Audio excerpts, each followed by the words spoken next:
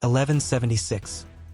The young King Baldwin IV, marked by leprosy but unwavering in spirit, ascended the throne of Jerusalem in a world on the brink of collapse. On the horizon, the shadow of Saladin, the relentless Sultan of Egypt and Syria, loomed larger as he waged battles for control of Aleppo.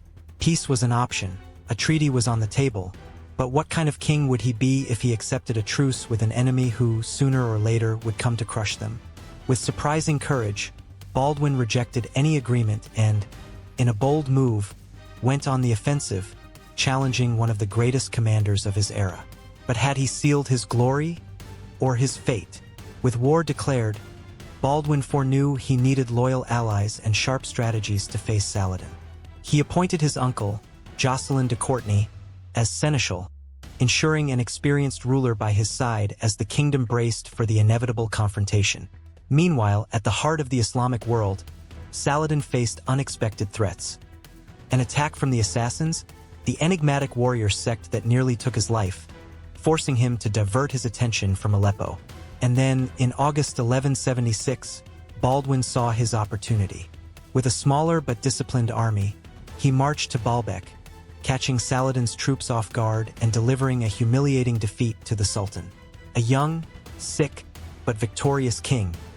Was this a sign of a glorious future or the harbinger of an even greater challenge? The victory at Baalbek was a blow to Saladin's morale, but the war was far from over. While the Sultan retreated to Egypt, forced by the famine ravaging Syria, Baldwin IV seized the moment to strengthen alliances. The Byzantine Empire, always watchful of power struggles in the East, became a strategic ally of the Crusaders, offering support against the growing Islamic threat. But no move would be as audacious as appointing Reynold de Chatillon as lord of the lands of Transjordan, a ruthless warrior whose hatred for Saladin bordered on obsession. Without hesitation, Reynold launched brutal attacks on supply routes between Egypt and Syria, choking Muslim forces and directly challenging the Sultan's power. The balance of the Middle East tilted dangerously, but how long would Saladin endure such provocations before striking back? In 1177, the fate of Jerusalem could have changed drastically with the arrival of Philip, Count of Flanders, a powerful warrior with well-trained troops and influence among the Crusaders.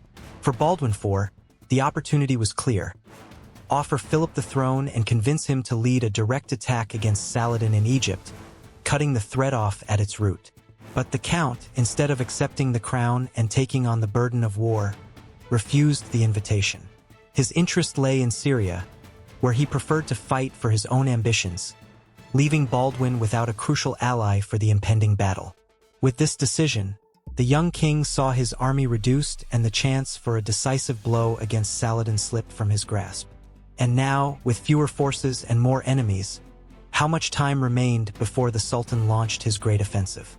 Baldwin IV's stroke of luck had passed, and Saladin was ready for revenge.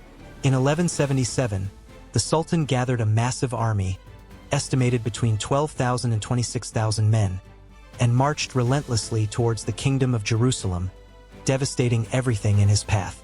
His objective was clear: annihilate the Crusaders and take the Holy City. Baldwin, weakened and with few knights by his side, sought refuge in Ascalon, one of the last fortresses before Jerusalem. But he was not willing to wait for defeat. He summoned the Knights Templar, his fiercest elite warriors, and devised a desperate plan to stop the Muslim advance. Saladin believed victory was assured, that the Leper King and his few troops could not resist. But was he underestimating his enemy? November 25, 1177. Under the scorching heat of the Holy Land, Saladin marched triumphantly, certain of his victory. His army moved through a valley, relaxed, believing Jerusalem was within their grasp. But then, out of nowhere, the storm came. Baldwin IV, mounted on his horse, led a ferocious surprise attack, accompanied by the legendary Knights Templar. The Crusader charge was brutal, a direct blow to the heart of the Islamic army. Saladin, caught off guard, saw his troops crumble before the Christians' fury. The battlefield turned into a massacre, an unprecedented humiliation for the Sultan.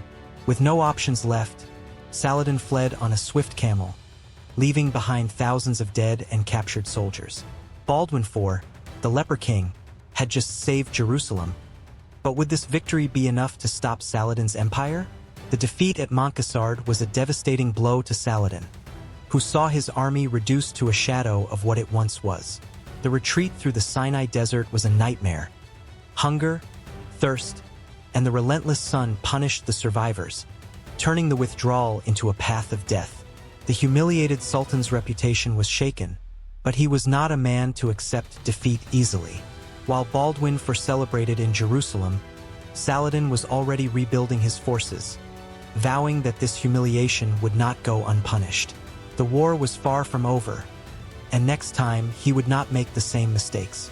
Baldwin IV knew that the victory at Montcassard would not keep Saladin at bay for long, and if Jerusalem wanted to survive, it needed stronger defenses. He then ordered the construction of a strategic fortress at Jacob's Ford, a crucial point between Jerusalem and Damascus that would block future Muslim invasions. But Saladin saw the threat and, before the castle was completed, offered a fortune for Baldwin to halt construction, a sum that could sustain the kingdom for years. The Leper King, however, refused without hesitation.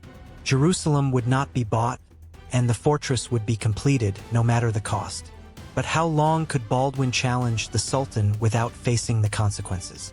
In June 1179, Saladin finally found his chance for revenge.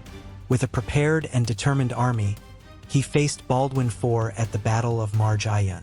At first, the Crusaders surprised the Muslim forces with a swift and fierce attack, but Saladin, learning from his mistakes, regrouped his troops and turned the tide.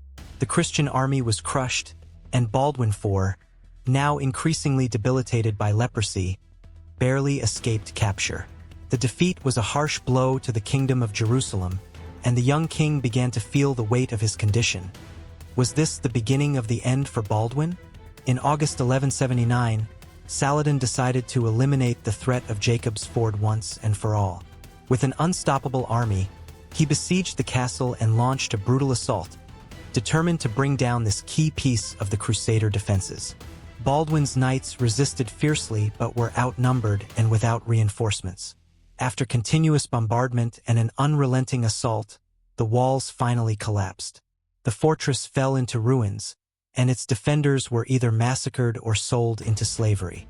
The Leper King, unable to send aid in time, watched as one of his most strategic constructions was reduced to ashes. But victory came at a cost for Saladin. As his soldiers looted the ruins and celebrated, a devastating epidemic spread among his troops, claiming the lives of many warriors. The Sultan had secured an important triumph, but the war was far from over. Baldwin was weakening, his kingdom increasingly isolated, and Saladin knew that the fall of Jerusalem was only a matter of time. The weight of war and disease was beginning to take its toll.